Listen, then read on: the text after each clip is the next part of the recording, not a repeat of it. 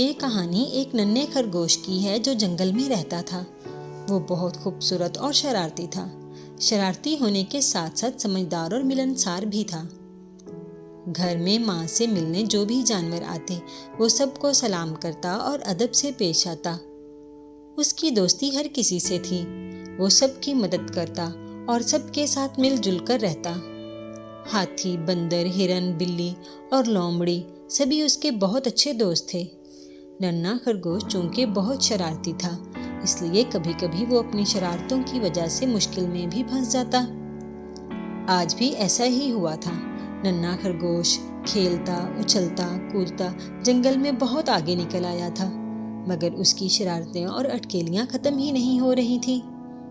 फिर ऐसा हुआ कि नन्हे खरगोश को पता ही ना चला कि कब वो जंगल के सेफ सिटी से निकलकर ऐसे हिस्से में आ गया है जहां सांपों का बहुत आना जाना है। अभी कुछ ही वक्त गुजरा कि एक सांप ने खरगोश को जकड़ लिया। नन्हे खरगोश ने अपने आप को आज़ाद कराने की कई कोशिशें की, मगर वो नाकाम हो गया। फिर खरगोश ने अपने दोस्तों को बुलाना शुरू कर दिया। इसने जोर जोर से बंदर, परिंदों और दूसरे जानवरों को बुलाया। नन्हे खरगोश के सभी दोस्त बहुत अच्छे थे, क्योंकि वो सबकी मदद करता था और सबके साथ मिलजुल कर रहता था।